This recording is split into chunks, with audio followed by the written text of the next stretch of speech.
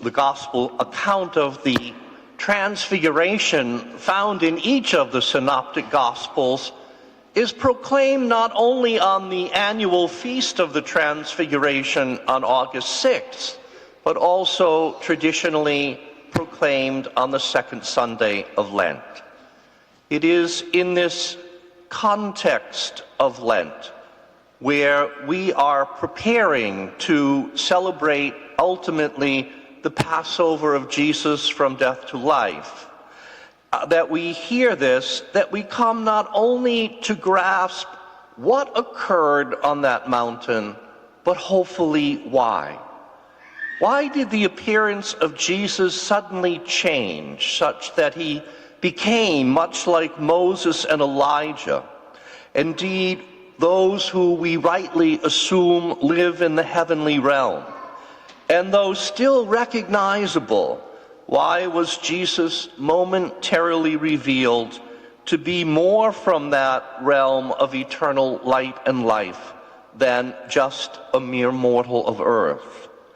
Clearly, that is because divinity is ultimately Jesus' true nature and his true identity, though he has, in a sense, set it aside to walk among us. So we know what happened to the extent that any words can accurately describe it. But the greater question is, why did it happen? And the answer to that is ultimately the same for everything that Jesus would say or do in his public ministry. Indeed, he allowed a few chosen disciples to witness this transfiguration out of love. Indeed, unlike the rest of humanity, beset by the tendency toward power and pride, Jesus was not putting on a show. He wasn't giving a glimpse of divine glory simply because he could, but rather he was allowing it for the good of those he allowed to witness it, the apostles, Peter, James, and John. For if we recall from our knowledge of the Gospels where and when the Transfiguration took place, we know that it was after the incident at Caesarea Philippi in the north of Israel, and it occurs before Jesus' passion in Jerusalem. At Caesarea, in response to the question Jesus posed to the disciples about his true identity, Peter was inspired to respond that Jesus is the Messiah, the Son of the living God. After which, though, he shockingly predicted that he was fated to suffer and die at the hands of the religious authorities in Jerusalem. So now here in central Israel, on top of Mount Tabor, those chosen few disciples are permitted to see the true identity of Jesus revealed, however fleetingly. Indeed, to see him in all his glory in this transfiguration. Why? To prepare them for what they would soon have to face, the utter horror of his unjust passion, the crucifixion at Jerusalem, and the shock and sadness of his death. This is so that they could stand strong in the face of that trauma and grief, and hopefully be able to encourage their fellow disciples to do the same. The preface prayer of today's Mass will say it well, that after he had told them of his approaching death, he revealed his glory on the holy mountain, so as, with the witness of the law and the prophets, to show them that his passion and death will lead to the glory of the resurrection.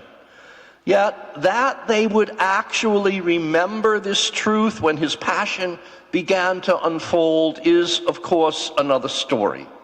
But eventually, the disciples would come to recall it, and thus better understand his transfiguration as a foreshadowing of the glory of his resurrection. Indeed, out of love for them, Jesus was trying to impart hope to the disciples in face of the injustice of his suffering and the seeming finality of his death. Jesus also knew that this would have to be their source of strength and hope in the face of the unjust end that most of them would eventually suffer on account of him, because every one of them, with the exception of the Apostle John, would eventually have to face a martyr's death. Yes, out of love for all his disciples, Jesus has given us the resurrection as our source of strength and hope in the face of all the injustices and difficulties that we may have to face during this life, and in the face of the inevitable end of our own lives and that of those we love. Wasn't this solace so evident this week as Savannah Guthrie released another video as she and her brother and sister continue to endure the agony of not knowing the fate of their mother, Nancy? She acknowledged the real and painful possibility that perhaps their mother may no longer be alive.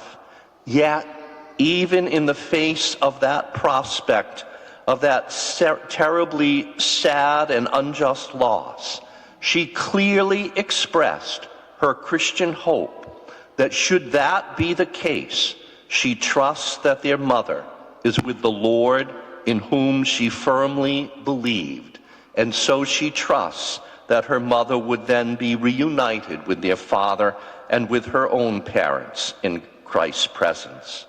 It was a moving witness to the hope that is meant to be ours as believers in Jesus Christ, whose passion and death led to the glory of the resurrection. So as believers, may the vision of glory that the disciples reported seeing in the Transfiguration, no matter how fleeting, and the power of Christ's resurrection that they would later witness, no matter now how historically distant from our own day that may seem, always be what Jesus, in his great love for us, intends for all his followers, a promise of future glory to comfort us as we must face the loss of those we love, and ultimately the source of our own hope and profound peace in the face of our own death one day as well.